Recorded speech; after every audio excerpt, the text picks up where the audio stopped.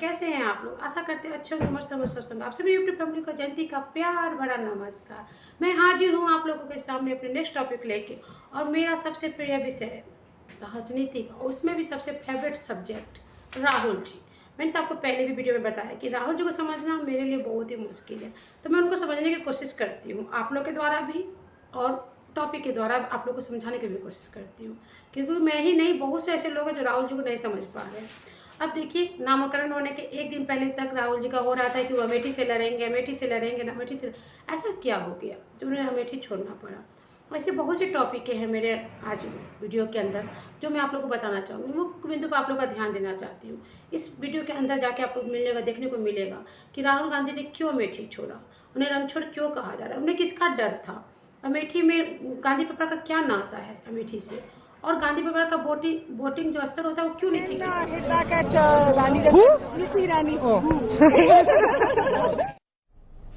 And right after that, this was Smriti Irani's response. If you forget scams done by a family member, why would you remember?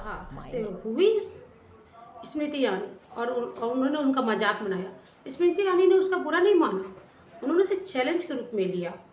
ठीक है, 2014 के चुनाव में वो 1 लाख वोटों से हारी राहुल गांधी से, लेकिन उन्होंने अपना काम करना नहीं छोड़ा।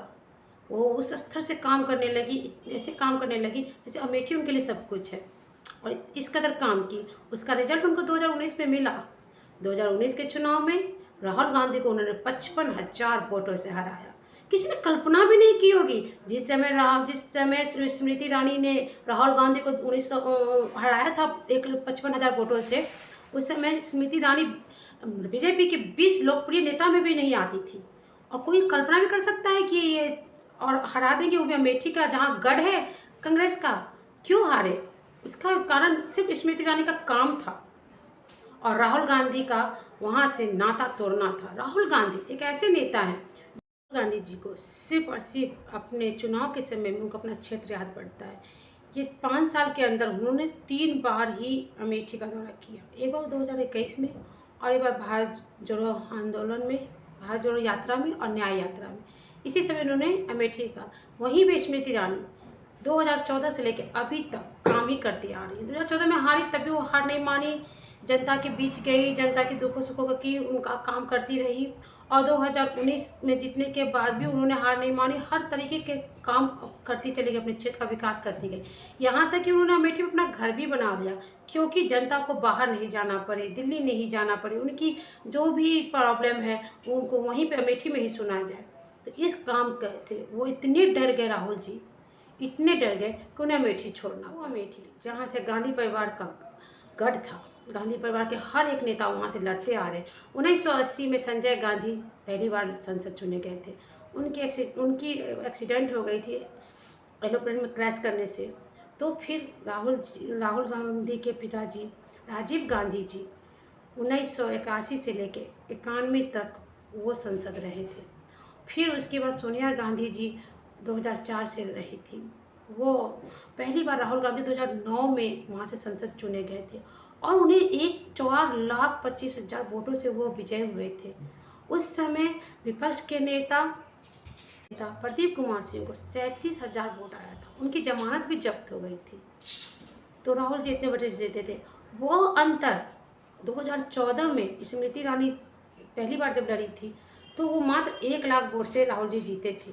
अंतर कितने घट के हो गए, जहाँ 4,50,000 घट के आ गई थी, और वो 2019 में 55,000 वोटों से हार के वो भी अंतर समाप्त कर दी। क्यों गिरा इनका स्तर? इसका कौन कारण था? क्यों उनके जो अमेठी उनके वोट का गढ़ हुआ करता था, वहाँ उनका वोट क्यों कमा? इसके सिर्फ और सिर्फ राहुल गांधी कारण थे। राहुल गांधी कभी भी अमेठी को अपना नहीं समझी, उसके लिए काम नहीं किया। वो उनको संसद में क्या है बने, लेकिन उनको क्या क्या काम करना चाहिए वो उनको नहीं पता था। वो हमेशा जब देखो तो सिर्फ और सिर्फ ऐसे बेतुका बात करते थे जिसका कोई पेच नहीं था, जिसके चलते जनता उनको समझने लगी, और अमेठी में बहुत असर गिरते चला गया। जहाँ पे 2009 में 34% था, आज वहाँ 14% वोट स्तर हो गया बीजेपी नहीं, कांग्रेस का। बीजेपी की जीत का स्तर बढ़ते ही चला जा रहा है। और आगे भी बढ़ेगा, क्योंकि राहुल जी को साबित करना था अपने आप को। जिस तरह से वो दो यात्रा की है, भारत जोड़ो यात्रा, न्याय यात्रा, तो क्या ये सब दिखावा था? जो अमेठी में स्मृति ईरानी के काम को देख के डर गए, तो नरेंद्र मोदी ने तो बहुत सारा काम कर रखा है, फिर भारत में क्या फायदा उनके ये यात्रा करने का? तो वो डर गए, ऐसे डर गए जैसे मानो कि कभी कभी होता है ना कि हमारे विपक्ष में जो बहुत बड़े होते हैं, खली के सामने छोटे से कुश्ती वाला को रख दिया जाए तो वो डर जाए, उस तरह से डर गए। नहीं, वहाँ भी कुश्ती जो लड़ते हैं वो भी डरते नहीं है, वो भी सोचते कि मैं जो ही अपना परफॉर्मेंस कर लूँ, तो वो कुछ भी उनका नाम होता है। अगर वो डर के भागेंगे तो उन्हें भी रन छोड़ कहा जाएगा। तो राहुल जी को रन नहीं छोड़ना चाहिए, राहुल जी को अपना काम करना चाहिए था। अमेठी से उनका भागना ये जनता में संदेश देता है कि उनका अस्तित्व कुछ नहीं है, वो कभी भी पीएम नहीं बन सकते। पीएम तो दूर की बात, उनकी पार्टी ही सत्ता में नहीं आएगी। जिसका जो खुद का बना है, जो अध्यक्ष है उनका, जो उनका चेहरा है, वही डर गए, अपने आप में सुधार नहीं लाएंगे तो कांग्रेस का विनाश होने से कोई नहीं रोक सकता है। राहुल जी को सुधारना होगा, उसके लिए उन्हें डरना नहीं होगा, काम करना होगा। विपक्ष वो आप नरेंद्र मोदी ने क्या किया क्या नहीं किया, ये वो मुद्दा उठाने से अच्छा है कि आप क्या कर रहे हो, आप जनता के सामने क्या प्रेजेंट कर रहे हो। सिर्फ बोलने से, गारंटी दे देने से कोई नहीं जीतता है। आज आपकी गारंटी पर कौन विश्वास करेगा? जो स्मृति ईरानी का काम देख के आप अमेठी छोड़ दिए, तो रायबरेली की जनता क्या आपको जिताएगी? रायबरेली की जनता के भी दिमाग में होगी कि यहाँ अमेठी को जब वो छोड़ सकते हैं, वहाँ अमेठी की जनता को धोखा दे सकते हैं, तो हमें भी देंगे। वायनाड की जनता क्या सोचेगी आपके बारे में? किसके साथ आप कहीं ना कहीं तो आप धोखा देंगे किसी एक को। अगर एक के साथ जीतते हैं, एक को तो कहीं ना एक जगह छोड़ना पड़ेगा। तो एक जनता को जो आपको जिताया होगा जहाँ का, वहाँ तो वहाँ की जनता के साथ आपने छल किया ना। ऐसा क्यों राहुल जी, क्यों इतना डर कि आपको 2 जगह से चुनाव लड़ना पड़ा कि कहीं एक जगह से जीते? ठीक है, अमेठी छोड़ दिए थे, आपकी बहन प्रियंका गांधी जी, क्यों नहीं आप लोगों ने उनको मौका दिया? क्यों नहीं आप लोगों ने उनको टिकट दिया अमेठी से? क्यों? उसका भी रीज़न है। आप लोग सोचे कि अगर अमेठी से स्मृति ईरानी को प्रियंका गांधी हरा देती है तो राहुल जी का जो भी इज्जत बचा कुछ इज्जत है वो भी मिट्टी में मिल जाएगा।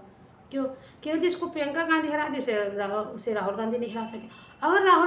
अगर अमेठी से नहीं हरा पाती स्मृति ईरानी को तो भी इज्जत जाता कि अरे जो भी गांधी परिवार का एक व्यक्ति बचा हुआ था वो भी हार गया स्मृति ईरानी से। तो दोनों कारण थे जो आप लोगों ने प्रियंका गांधी को टिकट नहीं दिया होगा। जनता के मन में भी चलता होगा ऐसा क्या हो गया।